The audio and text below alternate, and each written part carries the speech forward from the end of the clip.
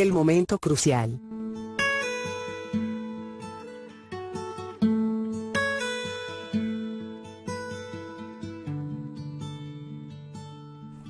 No hay duda de que el hijo pródigo no encontró la clase de vida que deseaba cuando empezó su aventura. Desapareció todo el resplandor dorado en la provincia lejana. El camino que había decidido seguir resultó ser una autopista hacia la destrucción. Su estilo disciplente de vida cambió de repente a terrible y agobiante esclavitud. Todos sus sueños se convirtieron en pesadillas. Todo su placer cambió a sufrimiento. Toda su diversión dio paso a profunda tristeza. Y este insensato joven rebelde que desperdició todo en unos cuantos momentos de gratificación personal, se veía ahora obligado a vivir en total penuria. El jolgorio había acabado, las carcajadas se habían acallado, la música ya no sonaba, sus supuestos amigos habían desaparecido. La situación no podía ser peor y él estaba a punto de morir. No cabe duda que si el hijo pródigo hubiera sabido que llegaría a esto, no habría hecho su petición. Él quería placer desenfrenado, deseaba satisfacer su lujuria sin interrupción ni regaños. Lo que consiguió a cambio fue absoluto dolor, soledad y la amenaza de muerte inminente. Ahora su vida extrañaba todos los placeres que siempre soñó, y se llenó hasta rebosar con males que insensatamente no había previsto. Es imposible explicar de modo racional la tenacidad de algunos pecadores. Algunas personas están tan decididas a seguir su propio camino que, aunque deban sufrir las consecuencias desagradables de sus transgresiones, no renuncian a su búsqueda. He conocido individuos cuya vida se desperdiciaron totalmente por los resultados adversos de algún pecado favorito. Podrían estar literalmente hasta la coronilla de las repercusiones de su pecado, y sin embargo, no renuncian al pecado mismo. El pecado es una esclavitud que no pueden romper. Ese fue, al principio, el caso del hijo pródigo, indigente, desesperado y con toda la vida arruinada a su alrededor. Él, sin embargo, no estaba muy listo para ir a casa. Ir a casa, desde luego, significaría confesar que se equivocó y que era un necio. También significaba enfrentar el resentimiento de su hermano, reconocer la profunda pena y el sufrimiento que había causado a su padre, y atraer sobre sí la vergüenza pública. Más que nada, significaría aceptar responsabilidades, tener que rendir cuentas y someterse a la autoridad, de todo lo cual había huido en primer lugar. Plan para evitar el arrepentimiento. Al principio, el desilusionado pródigo hizo lo que muchos tratan de hacer antes de tocar verdadero fondo. Desesperadamente, intentó tramar un plan que le permitiera sortear la crisis y quizás no tener que enfrentar su pecado ni reconocer por completo todo el mal que había causado. Desde luego, el único pensamiento del joven había sido salirse de la autoridad de su padre para poder pasar el resto de su vida haciendo lo que quisiera. Ese plan, tal como fue, en realidad, no le funcionó en absoluto. Por tanto, aquí estaba su plan B. Fue y se arrimó a uno de los ciudadanos de aquella tierra, el cual le envió a su hacienda para que apacentara cerdos. Por lo visto, lo primero que el pródigo se dijo cuando se le vino abajo su mundo fue: necesito conseguir trabajo. Necesito conseguir trabajo. Creyó que podía levantarse por su cuenta y tal vez hasta salir del problema. Eso es típico en pecadores que huyen de Dios. Viven de modo disoluto y rebelde y consienten el pecado para satisfacer sus corazones, solo para terminar en bancarrota, con todas sus fuerzas agotadas, y a la larga en una situación desesperada, sea figurada o literalmente. Sin embargo, a menudo se tranquilizan con la idea de que tienen los medios y la capacidad de salir del desastre en que han convertido sus vidas. El pródigo creyó que podía levantarse por su cuenta y tal vez hasta salir del problema. Algunas personas desperdician años bajo esa falsa ilusión y para muchos se convierte en una senda de destrucción de la que nunca escapan. Se arrimó a un ciudadano. ¿Qué significa? Que el hijo pródigo fue y se arrimó a uno de los ciudadanos de aquella tierra. Un ciudadano en tiempos de Roma evocaba a una persona privilegiada. Alguien incluso podía ser nativo de cierta región y no obstante no ser ciudadano. Es más, por lo general en tierras bajo el dominio romano los ciudadanos eran extranjeros acaudalados. De ahí que la palabra hablara de ciudadanía romana. Esta traía gran privilegio y honra. De algún modo, el hijo pródigo conocía al menos una de estas personas de recursos, quizás un individuo con el que en algún momento participó en algún vicio o una diversión. La Biblia afirma que se arrimó al ciudadano. El texto griego emplea un verbo muy interesante, kallao, que en sentido literal significa pegar. Sugiere que esta relación no fue idea del ciudadano.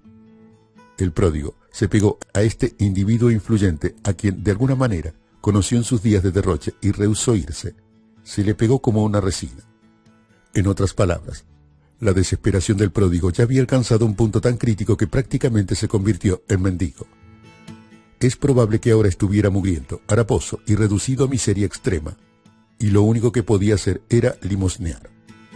Esta clase de escena es aún hoy bastante común en países no desarrollados. He experimentado esto muchas veces al haber viajado a algunas de las regiones más pobres del mundo. Hay mendigos que simplemente no le permiten a usted irse, aunque les dé limosna. Se le cuelgan del abrigo, lo jalan del brazo, le agarran los bolsillos y lo abruman con total desesperación. La descripción que evoca la historia de Jesús es de esa clase de mendigo y sugiere que el ciudadano no fue instantáneamente sensible a las súplicas del pródigo. Pero el desesperado muchacho se le pegó como si hubiera estado encolado, pidiéndole ayuda una y otra vez. El comportamiento del hijo pródigo a estas alturas recuerda a la viuda en la parábola de Lucas 18, quien se pegó a un juez injusto, exigió justicia de manera persistente y continua. Finalmente, el reacio juez le concedió su deseo aunque hubiera preferido lo contrario, diciendo: «Aunque ni temo a Dios, ni tengo respeto a hombre. Sin embargo, porque esta viuda me es molesta, le haré justicia, no sea que viniendo de continuo me agote la paciencia». Aquí actúa una dinámica parecida. Nada en el texto sugiere que este ciudadano tuviera una pizca de verdadera compasión por el hijo pródigo. Es más, la evidencia señala la conclusión opuesta, y sin embargo, el pródigo logró finalmente hacerse oír y que le dieran un trabajo: cuidar puercos. Cuidado de cerdos. Este para nada era un verdadero empleo. Casi no pagaban nada para apacentar chanchos, ni siquiera lo suficiente para suplir las necesidades inmediatas del joven. Alimentar cerdos también era un trabajo muy degradante. Prácticamente era la tarea más baja en toda la jerarquía laboral. No requería ninguna habilidad, así que a menudo encargaban este oficio a individuos con deficiencia mental, desprovistos de toda capacidad social, o no aptos para vivir en la buena sociedad. Recuerde que el endemoniado de Gadara vivía en un lugar donde apacentaban cerdos. Aún hoy, con tecnología moderna y métodos racionalizados de crianza, la porcicultura está entre los negocios más despreciables, nocivos y malolientes. En la actualidad, se consigue cuidado mecanizado de cerdos, pero es costoso. Aún en el mejor de los casos, también es asquerosamente nauseabundo. No hay forma de hacer estéticamente atractiva la cría de cochinos. Por tanto, es muy común que los porcicultores simplemente recojan sobras de comida y alimenten a los puercos con montones de basura. Los animales, desde luego, son muy felices comiendo casi cualquier cosa aún remotamente digerible. Una de las cadenas de televisión por cable que se especializa en documentales educativos presentó hace poco una enorme granja porcina en Nevada, enfocándose en la manera en que alimentan a los animales.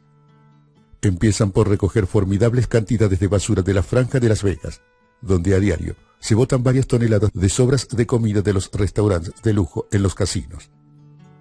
Esas sobras se recogen de forma sistemática y se transportan hasta las granjas porcinas en enormes camiones cisternas. En el calor del desierto, cuando la basura llega a la granja, ya se ha mezclado en un tanque de nauseabundo guiso semilíquido. La fetidez de esa comida en descomposición debe ser prácticamente insoportable. El tanque se vacía en una clase de sistema canalizado de transporte donde obreros sacan la mayor cantidad posible de bolsas plásticas y otros elementos no biodegradables. El flujo de desperdicios se lleva a una caldera de 2 pisos de alto, donde todo el revoltijo se cocina para eliminar las peores bacterias. El potaje resultante se pone luego a enfriar. Para entonces es una sustancia insulsa, con grandes trozos pegajosos del color de la bilis.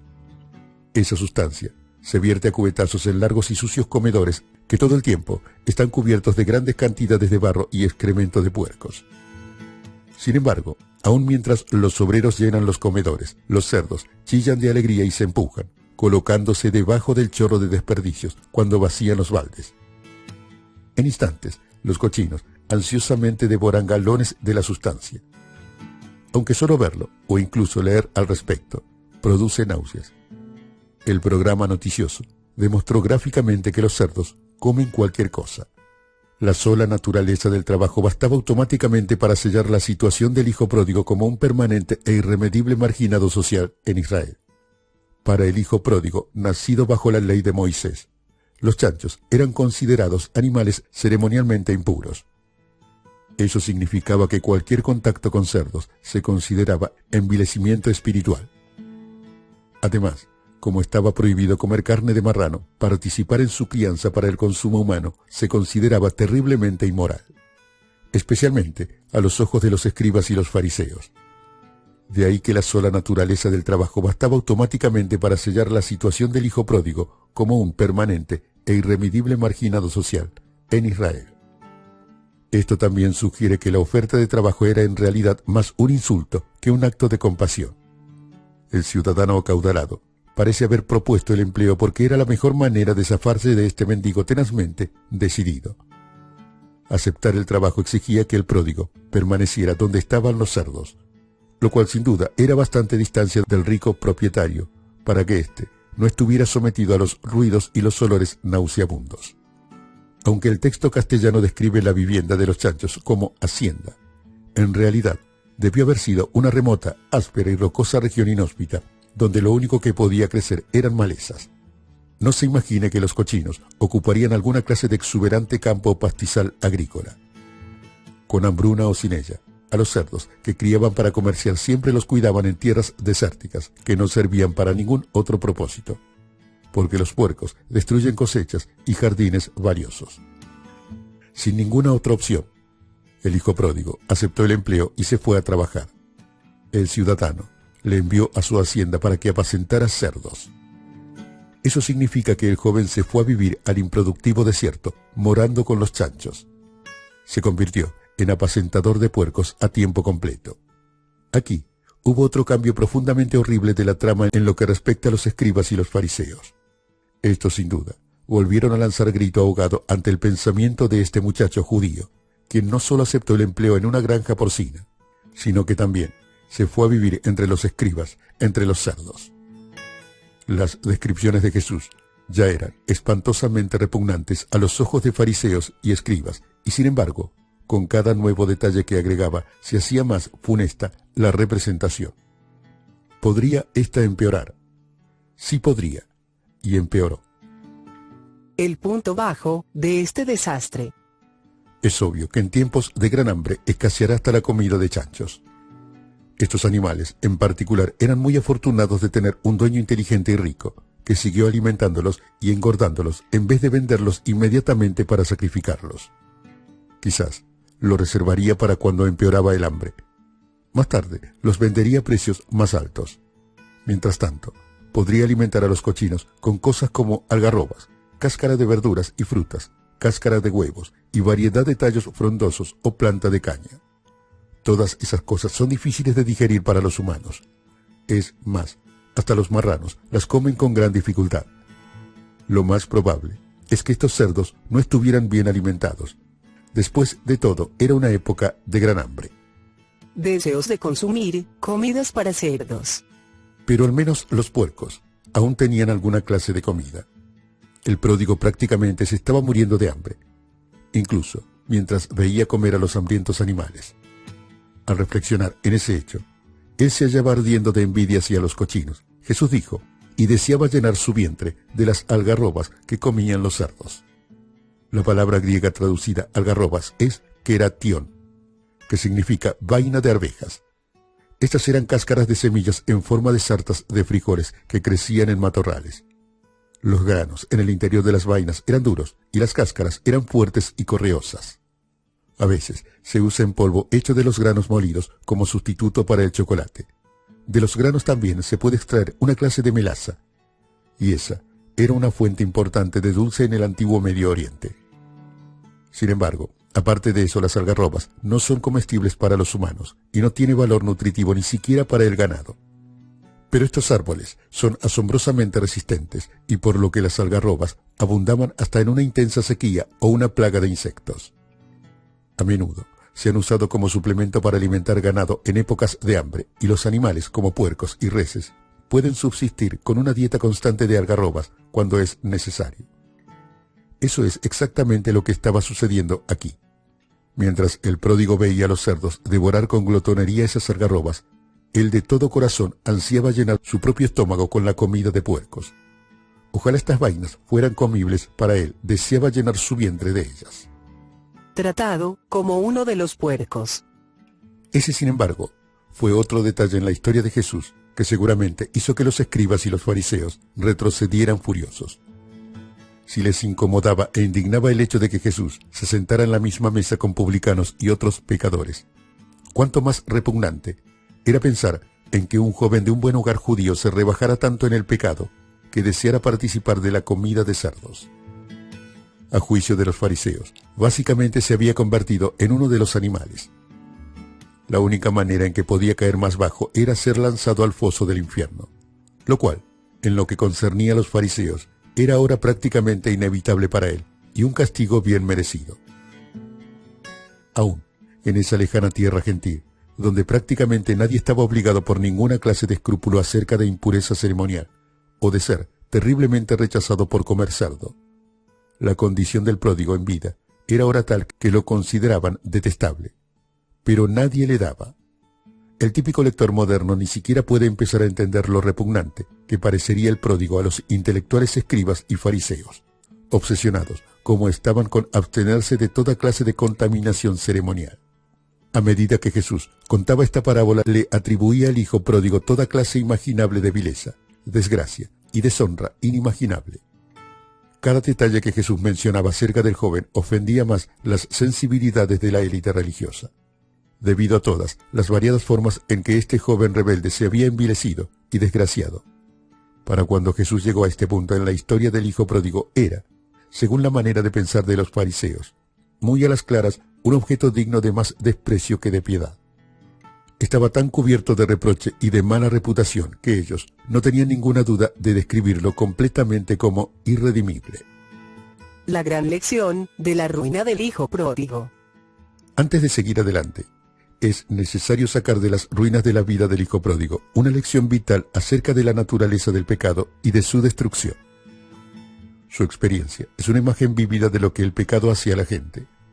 El hijo pródigo es un símbolo vivo de todo pecador que ha vivido, incluyéndonos a usted y a mí.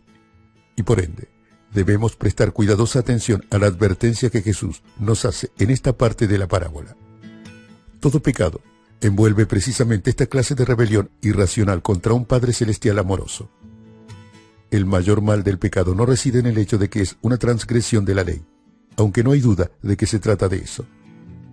Pero la verdadera maldad del pecado es producto de su naturaleza, como una afrenta personal hacia un bueno y misericordioso dador de la ley. Nuestro pecado es una violación calculada y deliberada de la relación que tenemos con nuestro Creador. Tal vez usted en forma intencional nunca antes haya considerado así el pecado, pero sin embargo es verdad, y la conciencia de todo individuo afirma esa realidad. Los secretos de nuestro corazón atestiguan contra nosotros, y Romanos capítulo 2 dice que un día incluso esos secretos se manifestarán y serán juzgados por Dios. Cuando pecamos, estamos mostrando desprecio por el amor paternal de Dios y por su santa autoridad. No solo rechazamos su ley, sino también su misma persona. Pecar es negarle a Dios su lugar. Es una expresión de odio contra el Señor. Equivale a desear que Dios estuviera muerto. Es deshonrarlo. Y ya que todo pecado tiene en su núcleo este elemento de desprecio por Dios, hasta el pecado más leve tiene suficiente maldad para desencadenar una eternidad llena de privación, desgracia y sufrimiento. Prueba viva de eso es que la realidad del mundo entero de maldad humana proviene en su totalidad del simple acto de desobediencia de Adán. Además, el pecado siempre produce fruto malvado. No podemos tomar las dádivas con que Dios nos ha rodeado, desperdiciarlas como si no fueran nada, y esperar luego que no cosechemos las consecuencias de pobreza espiritual que son el resultado inevitable. Aquí hay una horrible realidad. El hijo pródigo no es solo una imagen del peor de los pecadores, es un símbolo de todo pecador no redimido, separado de Dios y sin esperanza en el mundo. es una figura exacta y viva de toda la especie humana, caída, pecadora y rebelde. Peor aún, el carácter del pródigo refleja no solo el estado de nuestra especie caída como un todo, sino también la condición natural de todo individuo concebido por un padre humano desde la caída de Adán. Todos empezamos esta vida con nuestras espaldas vueltas contra Dios, deseando huir lejos de Él, sin considerar su amor, sin apreciar su generosidad y sin respetar su honor. Es verdad, los malos motivos que llevaron al pródigo son las tendencias naturales de todo corazón humano caído. Los designios de la carne son enemistad contra Dios porque no se sujetan a la ley de Dios, ni tampoco pueden. Y los que viven según la carne no pueden agradar a Dios. Somos, por naturaleza, hijos de ira, nacidos con una naturaleza pecaminosa y totalmente dominados por deseos carnales. Es decir, todos somos hijos e hijas pródigos. Cada uno de nosotros es culpable de ser demasiado indulgente consigo mismo, del libertinaje y de codicia desenfrenada. Hemos hecho caso omiso a las consecuencias del pecado y hemos seguido imprudentemente tras lo malo. Separados de la gracia de Dios, que nos refrena, hace mucho tiempo cada uno de nosotros habría vendido su primogenitura, despreciado la vida y despilfarrado todas las bendiciones que Dios nos ha dado, cambiando sus diarias y abundantes bondades por un breve momento de satisfacción personal barata. Quizá usted sienta que ha hecho esas cosas. Bienvenido al mundo de hijos e hijas pródigos. El final del viaje de este joven en las porquerizas ejemplifica a la perfección la destrucción y el dolor a los cuales lleva inevitablemente el pecado. Es la misma imagen de bancarrota, vacío, pobreza y soledad espiritual. Al final del camino ancho, no hay más que destrucción, no hay nadie que ayude, ningún lugar a donde ir, y no queda ninguna esperanza terrenal. Aquí, tanto el pecador ha agotado lo mejor de su plan B, y debe comprender en primer lugar que éste nunca habría funcionado. No tenemos la capacidad de reparar nuestras propias vidas destrozadas. De ninguna manera posible podemos expiar los pecados que hemos cometido, por lo que no podemos alejar nuestra culpa. No hay absolutamente ninguna respuesta terrenal para ese dilema. No se encuentra en la psicología, en terapias de grupo, ni en ayuda personal, y seguramente tampoco en drogas, alcohol o cualquier otra forma de escape. No nos podemos librar de las consecuencias del pecado, mudándonos a otro sitio, casándonos con otro cónyuge o huyendo de otro modo. El pecador toca verdadero fondo cuando finalmente se agotan esos intentos de evadir el día del pago del pecado. A menos que se pueda encontrar un Salvador, lo único que guarda es muerte y condenación eterna. La voz de alerta. Allí es, con exactitud, donde el hijo pródigo se encontró finalmente. Él fue uno de esos afortunados pecadores que volvió en sí, antes de cosechar la paga total y final del pecado. Volver en sí, en realidad, significa que él llegó al final de sí mismo, o en palabras de una traducción diferente, que recapacitó. Trabajar en las porquerizas resultó ser providencialmente de beneficio eterno para el pródigo. Este joven, que había estado tan intoxicado con diversiones mundanas y placeres terrenales, además de la compañía de malos sujetos, finalmente fue obligado a ir a un lugar de soledad. Quizás, por primera vez en su corta e irresponsable vida, allí debió enfrentar de manera seria y de todo corazón la horrible realidad de aquello en que se había convertido. Mientras veía comer a los chanchos esas duras e insípidas algarrobas, nada más que basura indigesta para él, se vio anhelando llenar de eso su estómago. No extraña que el hijo pródigo recapacitara. Es probable que al ver a esos mugrientos marranos revolcándose en el sucio barro y empujándose unos a otros mientras devoraban desperdicios ávidamente, él hubiera estado observando el reflejo de su propia vida. Ningún pecador se ha visto alguna vez frente a frente con una imagen más cruda de la vida de pecado. Aquí finalmente la trama cambia en una dirección que es de gran alivio para quienes hemos vivido de verdad la historia del hijo pródigo. Nos podemos identificar con su situación. Hemos probado la amargura de la culpa del pecado y hemos sentido la desesperanza de su esclavitud. Y ansiamos que el hijo pródigo encuentre libertad. Y aquí viene la parte de la parábola que hemos estado esperando. Es el momento crucial central en la parábola del hijo pródigo. Y volviendo en sí. Me gusta esa expresión, porque tácitamente reconoce lo que el oyente sobrio habrá sospechado desde el principio. Hasta este momento, el hijo pródigo estaba fuera de sí mismo, fuera de su mente. Esto no sugiere que en realidad estuviera padeciendo de alguna clase de demencia clínica o enfermedad mental. Sin embargo, él iba tras una clase de vida que era nada menos que la locura moral. Todo capítulo de la historia humana y las experiencias personales de multitudes atestiguan que el estilo de vida que escogió el pródigo es una ruta rápida hacia el aislamiento, la miseria y la total desesperación. Y a veces sí, lleva a las personas a la locura literal. Espiritualmente, fuera de sí. El curso de la decadencia de este joven, en realidad, ilustra a la perfección por qué el pecado en sí es simplemente demencia espiritual. Recuerda el viaje del pródigo hasta ahora, desde el momento en que exigió su herencia hasta cuando finalmente tocó fondo en el chiquero. Nada de lo que hizo tuvo algún sentido racional. Él no tenía plan ni propósito. No había calculado el costo. Solo quería satisfacerse en placeres egoístas sin ningún límite ni restricciones. Por tanto, se lanzó en una búsqueda sin dirección de libertad, desenfrenada y vida de derroche. Pero en vez de lujo y libertad encontró justamente lo opuesto. No solo despilfarró su rica herencia, sino también quedó atrapado en el estado más profundo de esclavitud. Perdió todo lo que había buscado, pero hasta ahora, este mismo momento, había seguido en el sendero de pecado. Sin duda, estaba espiritualmente fuera de sí mismo. Mentalmente, fuera de sí.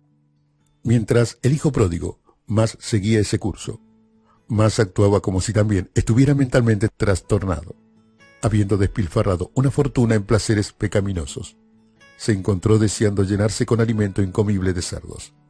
Sin duda, sus comportamientos y pensamientos desesperados e irracionales eran característicos de un completo loco.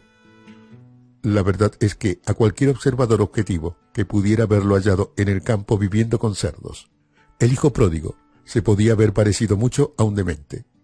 Eso es lo cruel de la esclavitud del pecado. Su primera reacción al recuperar su sentido común fue planear cómo podría volver a su padre y a su hogar. Por supuesto, el pecado es intrínsecamente irracional. Muy bien podríamos describir al pecado en sí como una clase de locura mental. Es la rebelión de la criatura contra el Creador, y eso no tiene sentido a ningún nivel. Pero lo absurdo del pecado es a menudo obvio en casos de pecado flagrante, pecado prolongado y ciertas clases de pecado deliberado. Como pastor, veo frecuentemente personas que han perdido tontamente las mejores bendiciones de la vida, sacrificando familia, trabajo y reputación, en una búsqueda demencial de los placeres del pecado, los cuales, de todos modos, solo son fugaces e ilusorios. En vez de los placeres que esperaban, se deprimen crónicamente, se enojan y se vuelven antisociales y cada vez más irracionales. De ese modo, el pecado en realidad puede llevar a alguien literalmente a la demencia. La mayoría de las misiones de rescate en grandes ciudades están llenas de personas que una vez funcionaron en un nivel bastante normal como miembros productivos de la sociedad, pero que fueron arrastrados a la soledad, la desesperación y al borde de la locura total porque siguieron a ciegas tras algún pecado favorito sin considerar seriamente las consecuencias potenciales. El hijo pródigo, muy bien, estaba en la senda hacia esa clase de insensatez. Volvió en sí. Al fin, sin embargo, exactamente cuando parecía haberse extinguido toda esperanza para el hermano menor, volvió en sí. Despertó a la realidad. En la soledad de la hacienda de puercos, se vio obligado a enfrentar aquello en que se había convertido. Y eso de algún modo lo sacudió sacándolo de su insensibilidad. De repente, comenzó a pensar con claridad. Su primera reacción al recuperar su sentido común fue planear cómo podría volver a su padre y a su hogar. Con todos sus recursos gastados y abandonado por sus compañeros, no tenía ninguna parte a donde ir ni otros medios por los cuales sobrevivir. En verdad, estaba al final del camino. Así que por primera vez en la vida, el hijo menor estaba decidido a alejarse de su pecado, someterse a la autoridad de su padre y rogarle que lo perdonara. Dio media vuelta y se dirigió a casa.